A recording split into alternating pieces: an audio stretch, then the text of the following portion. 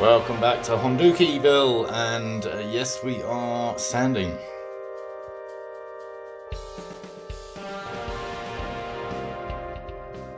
And not least of all, we are sanding the backlight perspex. Yes, I've been doing it by hand, and actually it's coming up quite nicely. It's better finished than actually the rest of it. So it's kind of a polishing aspect as well, which I might use some finer stuff to finish the job off. Anyway, I've been doing it by hand with this boy, and it's laborious and it's quite tough. So I'm going to be using a power sander just to take the worst of it off and then finish it off by hand. That's a much better idea because I need the power sander anyway. For this, yes, we're back on staring at this again. Yes, I haven't started yet. Give us a break. And that all worked out pretty well. And I did finish it off by hand, and it's not a bad finish. You can't really see. It's not focusing. Come on, focus. Yeah, just as good as the side panels, I think. I might do a little more work with that, and might even look up how to polish perspex. Yes, I know, it still looks exactly the same. Well, I've done some more markup, and here's why. I was going to try and be clever and sink the seat, the front of the seat, into the wood here, and then butt this up and slope it to match the tank. I think that's a little ambitious for my first woodworking project. Even if I do it on the end result, I'm not going to do it on the prototype. So I'm going to take this bit off. I'm going to sit the seat at an angle, like I said. I'm going to cut it shorter than I've marked it. I don't like it hanging out all the way there. So again, it's a prototype, so it's fine. So I'm going to cut there so that the light will protrude underneath, because that's what we want, I think. There, starting to take shape. Or maybe that. Or maybe we don't even need this bit. Maybe that.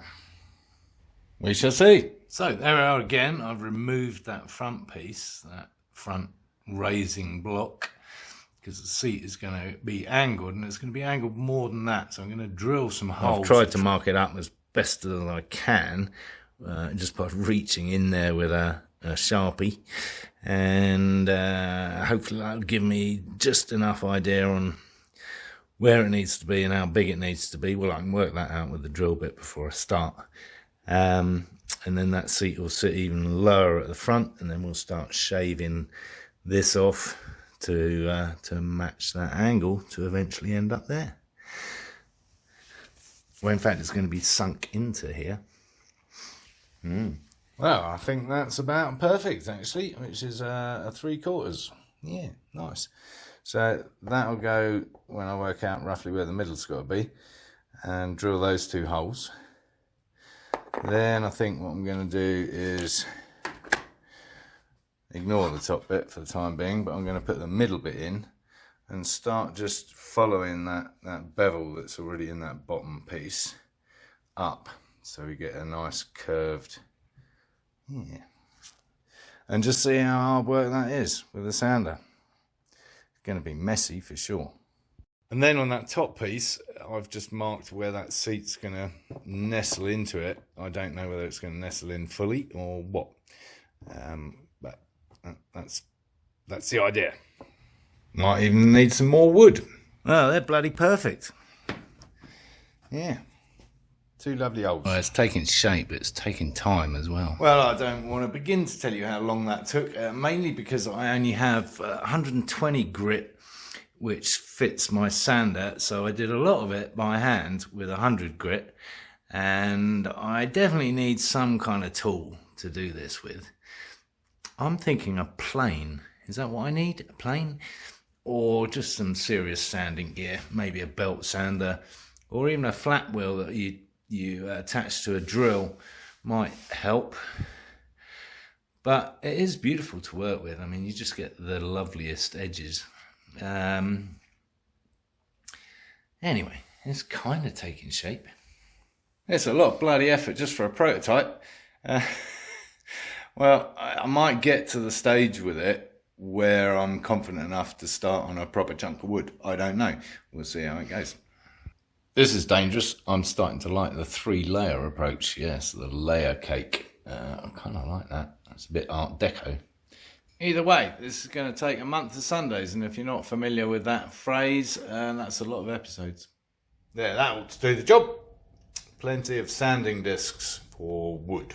I thought I'd start tackling the oil tank situation, and so I removed the oil sump plug, drained all the oil out, and actually it was in pretty good nick, so I'm guessing the shop that kind of badly prepared the bike in the first place and sold it to the kid did at least change the oil, and a relatively healthy looking oil filter, so I'm going to hang on to that. I might well put that back in. I mean, really, it's probably only done 100 miles or something.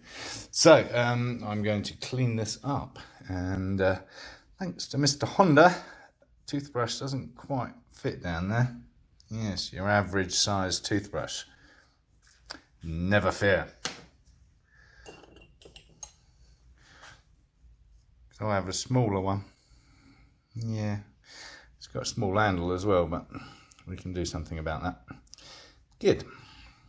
So we have copious buckets underneath where the oil filter goes at the front of the motor, which is a little unusual, and underneath the sump plug, and there's a full one outside.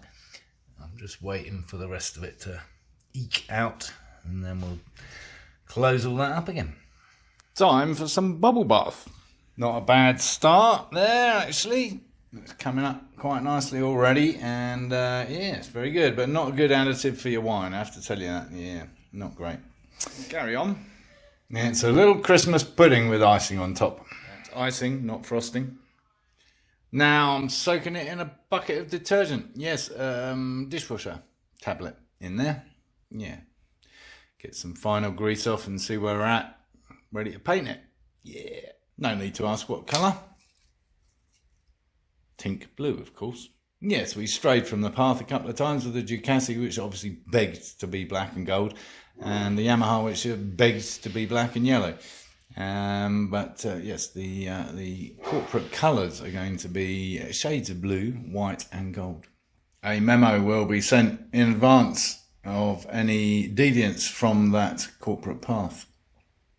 Anyway, all that palaver means I should be able to remove this without too much mess now, hopefully.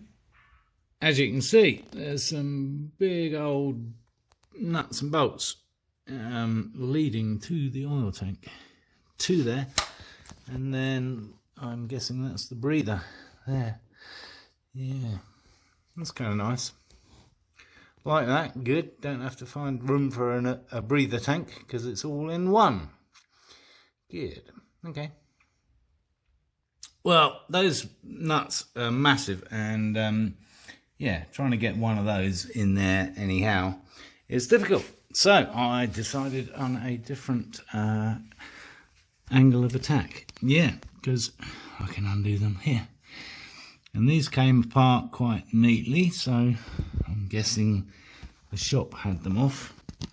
There's some more. As you can see, it's not straightforward, but managed to get to the other ones down there. So I'm going to disconnect the pipes from the block itself, and then wheedle them out through the gap. You know, if I have to take the pedal off, take the pedal off. So what? Yeah, so there's that. And that fell off. And isn't that just beautiful? You know, I like these air-cooled bikes. The motors on them, the engines look so beautiful. Yeah. Plus there's no faffing around with radiators and hoses and leaks and all that. Well, I did it, but I wasn't expecting to take the pedal off, the brake pedal, undo this, which goes all the way through to the other end, so I had to undo that as well, effectively, because I needed two 19mm ring spanners. That goes all the way through the frame. That's a bit crabby. Anyway, we won't be using those foot pegs, so maybe now's the time to explore new foot pegs and put these on eBay, because they're not, well, actually, yeah, they're crap. They're fucked. And that's bent. Need to get that off. Anyway, we have the oil tank off. And a horrible battery dangling there. Probably need to get that out of the way. I can see why people like this void, because it is a nice void, if that battery wasn't there. Yes, Anyway, we're not going voidy on this one. Enough shit on that one. Yes. So, oil tank is off. Took me an hour longer than I thought it would. So, I had another idea. Looking at this, I'm wondering if we could move the top mount for the shock absorber over. Not so much over, but in a circumference kind of way, like this. Because what that means is we could chop another 2, almost 3 inches off the frame, which doesn't sound a lot, but when it comes to what we're doing with the seat and the light and everything else, make a big difference. I kind of like this idea. So I've adjusted the back of the tank, that fitting there, so it's at the same angle as the frame. I'm just wondering whether I need to flare these out because they're sitting on the frame. I need to flare out the rear end there so it goes either side of the frame. And we're doing some experimentation down here. Results to follow. Well, I tried it first with the blue anodized, and of course that didn't work at all, so we've gone black because we've got the black out for the oil filter, which is, yes, missing. It's outside drying. Also investigating some shrouding for the rather tatty oil lines. I think that will do the job. And then these, I'm going to try that anodized stuff again on these because at least they're not chrome, and it might work. We'll see. If of course it doesn't work, we just paint over it with black. Lovely. Very Darth Vader. That's obviously only half the story, but it's getting there. So I'm thinking I need to probably spray the motor black as well and do the old silver fin trick and all that stuff. Yeah. Better clean it up first, I guess. Well, they didn't come out too bad. A rougher metal, not chrome, obviously, so that's quite good. I like them. Lovely. Yeah, not bad at all. So what we've got to bear in mind is that this is the actual oil tank, and it had a cover.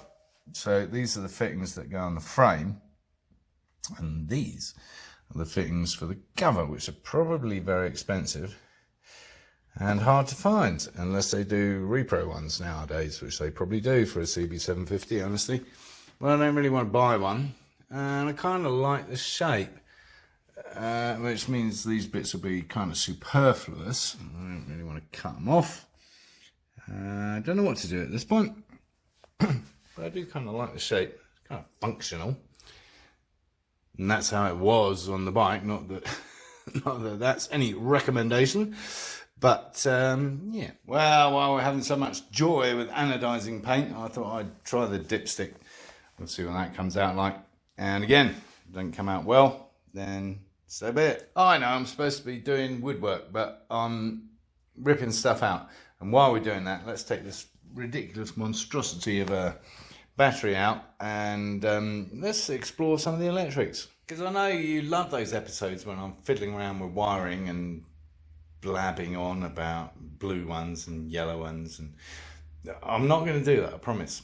I might a little bit. And there's the battery cradle, which although it's in horrible condition, it's actually quite a nice piece, apart from this bit that was bolted on by the bodgers. So that's where the ignition, the starter motor solenoid mounts, just a little rubber bracket. It's all kind of nicely contained. So we have located, I think we located it before anyway. There's the starter solenoid, which goes straight to the battery and then off to the usual bits and pieces, including the main fuse somewhere, one would hope. That looks like the main fuse because it's a 30 amp. Which is just coming off some random wiring. Beautifully done. Anyway, I think we can locate a battery in there, slightly smaller and slightly more economic on space. Yes, because it's quite the largest yet.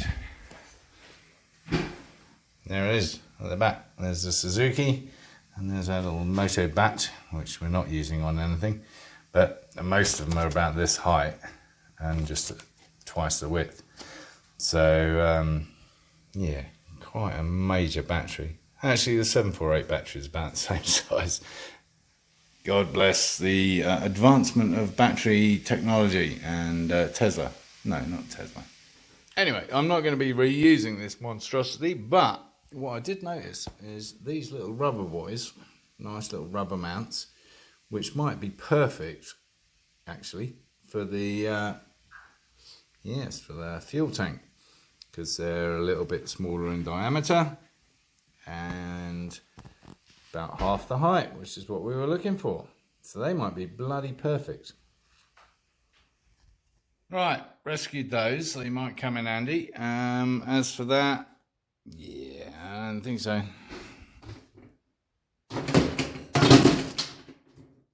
Well, they fit like a glove on that, so let's see if they fit the fuel tank. How about that? That's pretty bloody perfect, actually. There's a little bit of resistance going on, but yeah, that works. Who knew the rubber mounts from the battery would work for the fuel tank, which should fit a CB750 but doesn't, and it's the perfect job. Sweet. That's both of them in now, and that is just sitting so sweet and so square. Beautiful. Still don't know what I'm going to do about flaring those out at the end, but that's saved a lot of time and aggravation. Can you even imagine what you'd search for if you were looking for something like that? Right? Rubber bungy thing about 25mm. Forget it. Well, it's starting to take shape thanks to the sanding discs. Yes, much quicker, 60 grit, and a much quicker job all round, just because of the speed of the drill, etc. So that's starting to take shape. I need to work out how I'm going to angle this front piece down so that it's basically a straight line from kind of there up to here. And then of course we've got the cut in for the seat on the top bit, but that's the middle bit. So we've still got the top bit to do, but I think what I'm going to do is the angle next, and I don't really know how to do that. Obviously I could do it with the sander, but to get it flat and the right angle consistently, I don't think so. So I'm not really sure what I need. A bandsaw would be a good idea, I suppose. Don't know anyone who's got one of those. So obviously this is like a stage one of the process. Essentially just taking the meat off the seat, the spare wood that I don't need, and there's still obviously a lot of refinement to be done. You can see there's all kinds of angles and stuff, but that's the beauty of this wood stuff, is that you can really work it into nice smooth curves. Getting it all consistent will be interesting for sure. Yeah.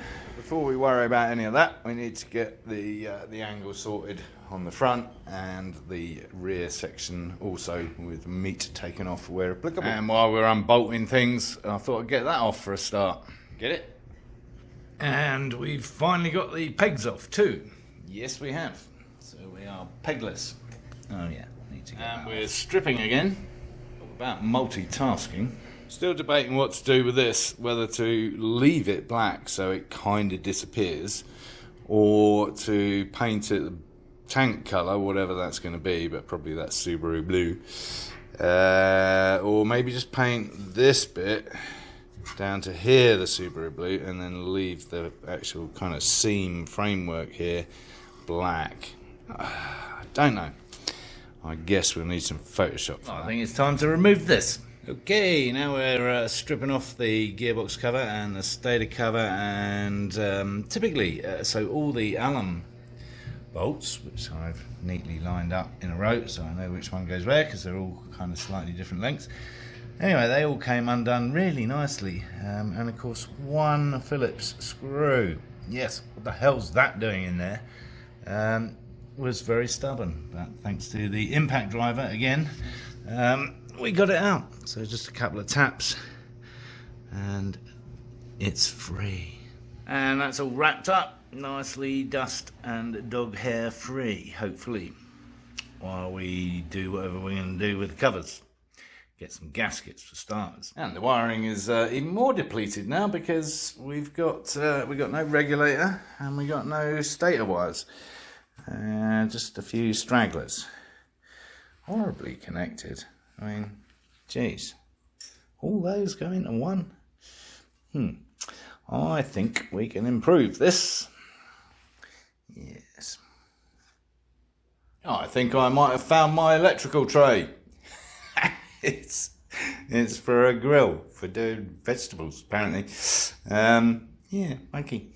It doesn't fit, so I won't. Well, it might. A little bit of persuasion, I'm sure it will. Oh, I just had an idea. See, does fit underneath. It's very tempting. One painted regulator, one semi-stripped kickstart. So I might have mentioned these before. They look like they could probably do with replacing. Yes, although the plugs themselves look pretty reasonable.